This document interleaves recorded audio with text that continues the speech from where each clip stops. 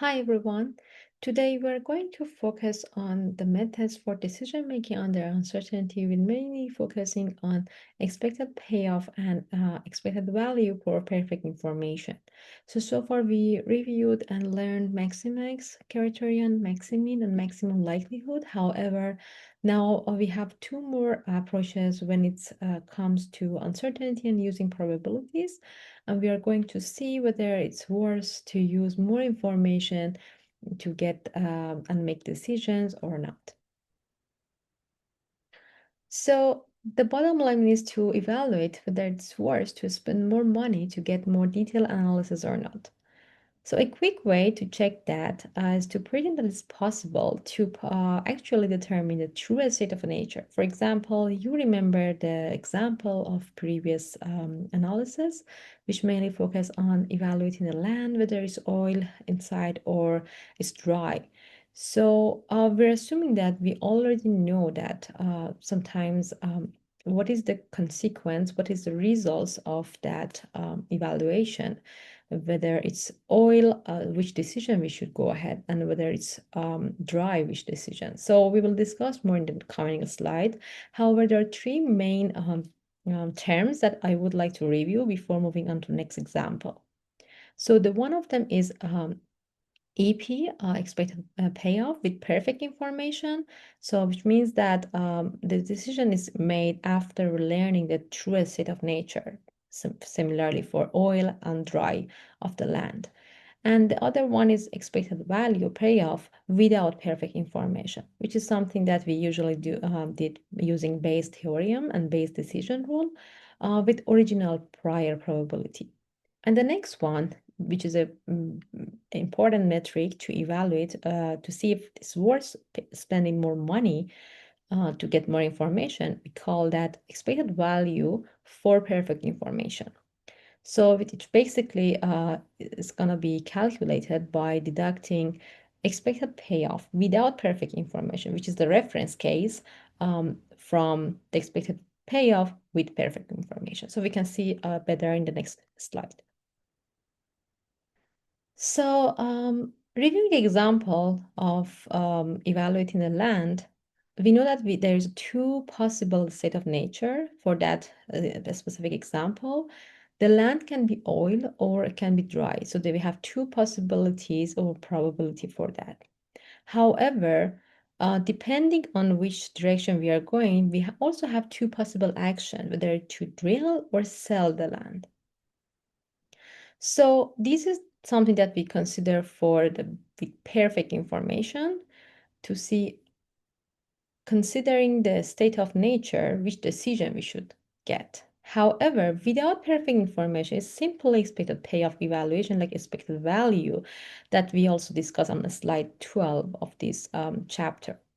So if you recall, we have this rule-based decision rule for that Gopher company. For example, that's where we calculated that expected payoff by multiplying the state of nature net payoff by its prior probability. For example, 700 multiplied by 25% plus minus 100, which is not profitable, multiplied by 75%, when it results in 100. And then we compare these two values for these two decisions, drill and sell, and we selected the maximum payoff, right? So we decided to go ahead with drill, and because it has highest payoff. But now we want to evaluate again that kind of decision making by using by perfect information. So usually for decision tree diagram analysis and the drawing, we will start from putting or inserting the two possibilities or state of nature, which is oil and dry. We have the probability on top of each branch. And we also have, for every single state of nature, we also have two decisions, drill and sell.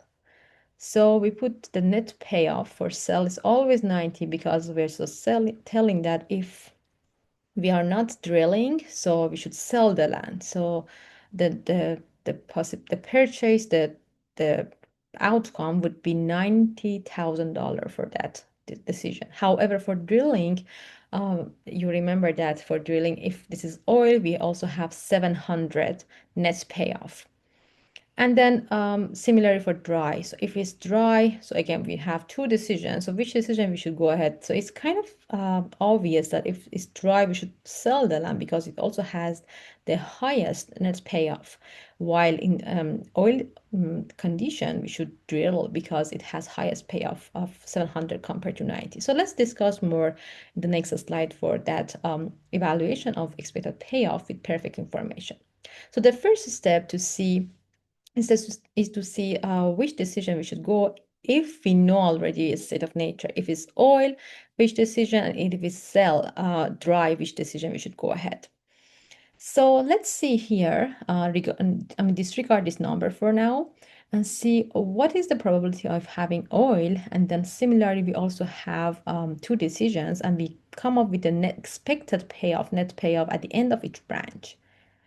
So what is the basic, the first step here is to select the maximum value between 790 because it's obvious that we should go ahead with the highest expected value, right? So I selected 700, which means that I should go ahead with drill. So if it's oil, I should go ahead with drill option. And if it's dry, obviously I can say selling the land is the best option for me.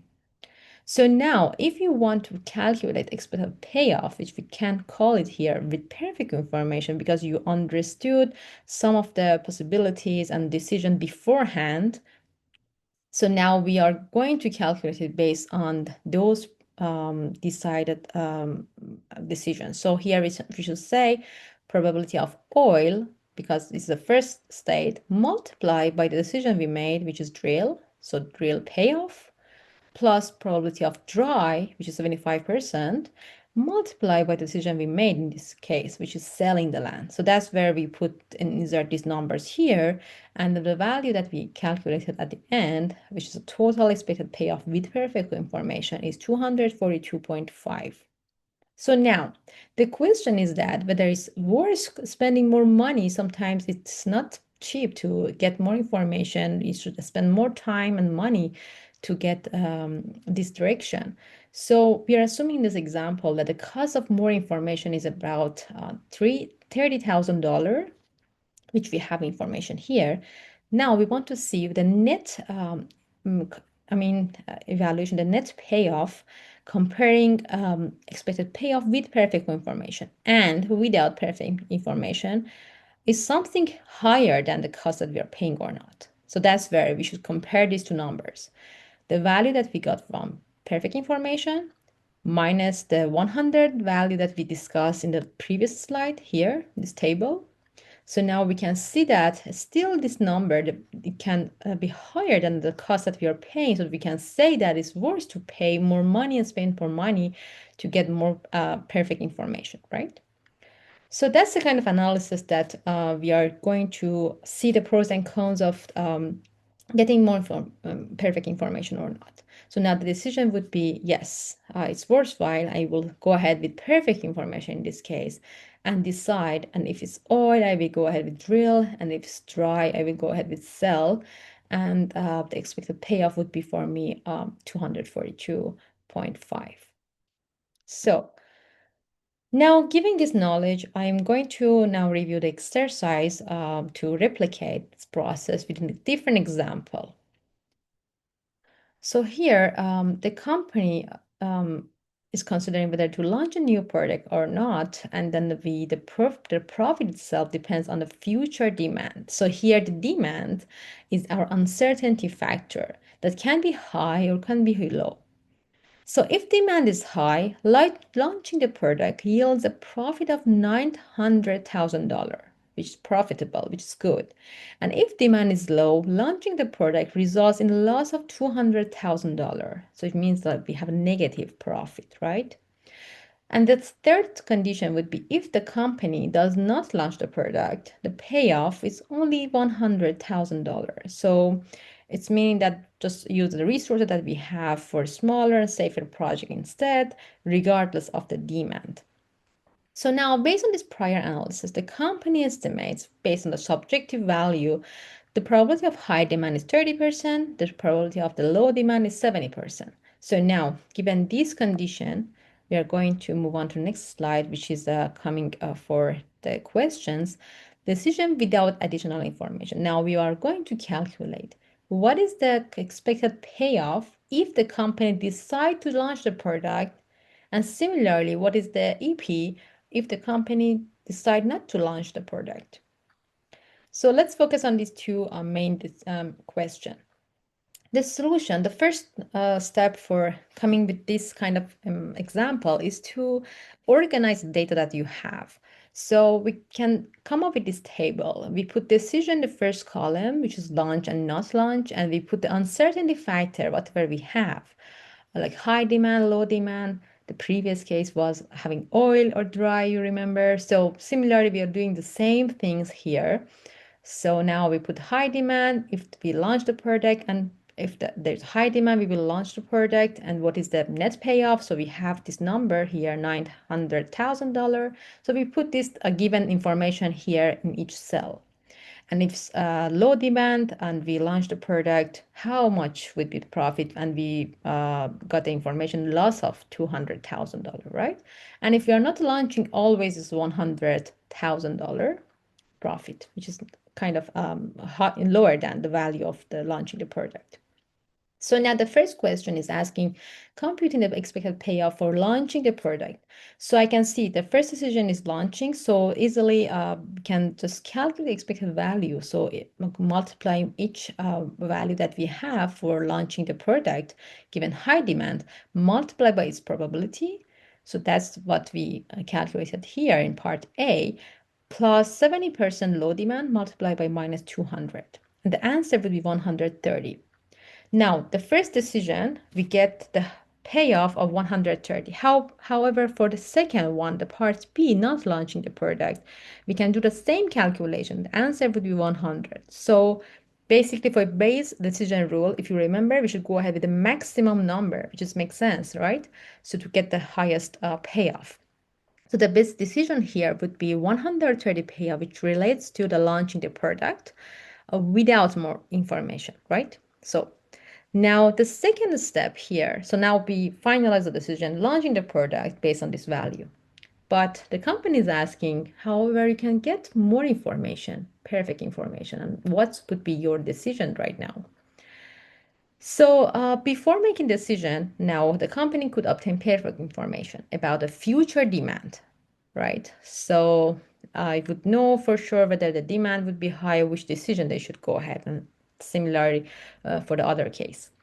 So now using the prior probability of high and low demand, compute expected payoff with perfect information and see whether it's worthwhile in the part B to get more information, assuming that the cost of more info is $50,000. So for every single analysis here, in this case with perfect information, because we are assuming that we know already whether if their demand is high or not, which decision we should move forward. So now I can say if high demand we have, launching the product would be a good case because we have 900 profit compared to selling the land, which is 100. And if there's low demand, we are not launching the product, and because still we get more profit other than just losing the money, right? So let's see it in the tree diagram here. Again, for this case, because we are going to calculate the expected payoff given two different state of nature, starting from event node, we put high demand and low demand, 30% probability, always can be even on top of branch or low, underneath of this branch. And the decision node for high demand, there's two way, so launch or do not launch, and we have the expected payoff. So usually we will put the net payoff at the end of each branch to basically easily compare the decision with each other.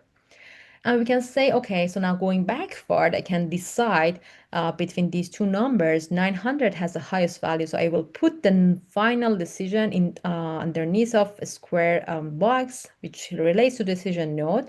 So I can say if there's high demand, obviously I will go ahead with the launching product, and if it's low demand, obviously I won't launch the product, and then I will go ahead with that decision. So now basically for this kind of analysis, I should evaluate the expected payoff with that updated information now. So if there's a high demand, I will select launching product, so multiply the probability of high demand by launch payoff, and similarly probability of the low demand by not launch payoff.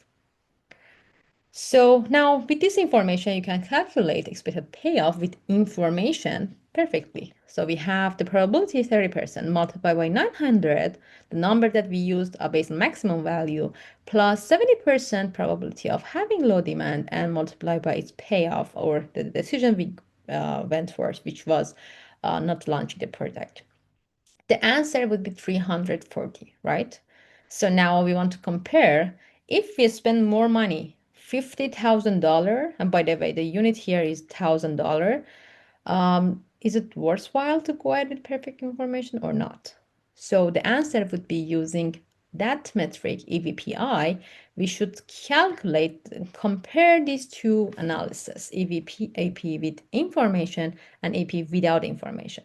So 340, and the difference between these two numbers, 210, still we have some an income or net payoff with perfect information. But let's compare them with the cost that we are paying for this analysis, which is saying that 210 has the highest value, higher value compared to the cost that we are paying. So for sure, it's worthwhile to come up with spending more money for a detailed seismic survey of land or whatever here, right? So here is this, a kind of survey of the demand analysis and decision for the product launch or not launching. So yeah, that's it for today evaluation.